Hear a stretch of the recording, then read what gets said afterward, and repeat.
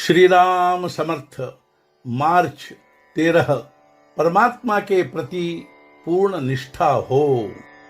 माँ के लिए रोने वाला बच्चा माँ मिलने के बिना रोना बंद नहीं करता।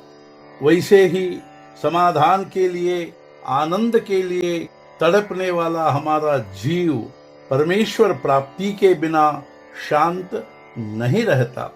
इसलिए गृहस्थी की चिंता न करते हुए परमेश्वर प्राप्ति कैसे होगी इसकी चिंता करो। भगवान के प्रति संपूर्ण निष्ठा के बिना हमारी गृहस्थी की चिंता मिटेगी नहीं। संपूर्ण संसार का जो पालन करता है, क्या वह हमारा पालन नहीं करेगा? हर बात उसी की सत्ता से होती है, यह ध्यान में रखो। तब गृहस्थी कभी बाधक नहीं होगी। भगवान के प्रति अंतिम सांस तक निष्ठा दृढ़ रखो। हमने पुराण में पढ़ा ही है कि भीष्म ने पांडवों को मारने की प्रतिज्ञा की थी। वह तो भीष्म प्रतिज्ञा ही थी, वह भले कैसे झूठी होगी। सब पांडव चिंताग्रस्त हुए, किंतु द्रौपदी की निष्ठा जबरदस्त थी। उसने कहा, हम श्री कृष्ण से पूछे। उसने सारा समाचार श्री कृष्ण को सुनाया। श्री कृष्ण बोले, भीष्म की प्रतिज्ञा झूठी कैसी होगी, फिर भी हम एक प्रयत्न करके देखेंगे। वे बोले, द्रौपदी तू अब ऐसा कर, रात में भीष्माचार्य के आश्रम में जा। वहां केवल सन्यासियों और स्त्रियों को जाने की छूट है। मैं तेरे साथ आश्रम तक चलूंगा। उसके बाद श्री कृष्ण द्रौपदी को लेकर भीष्माचार्य के आश्रम तक पहुंचे और बाहर वहीं पर द्रौपदी के अलंकार और अन्य वस्तुएं संभालते हुए बैठे रहे। श्री कृष्ण ने उसे भीतर जाते हुए कहा, भीष्माचार्य अभी नींद की तैयारी में हैं। ऐसे समय तुम भीतर जाओ और कंगन की आवाज करते हुए प्रणाम करो। तदनुसार द्रौपदी भीतर गई और उसने कंगन की आवाज करते हुए भीष्माचार्य को प्रणाम किया।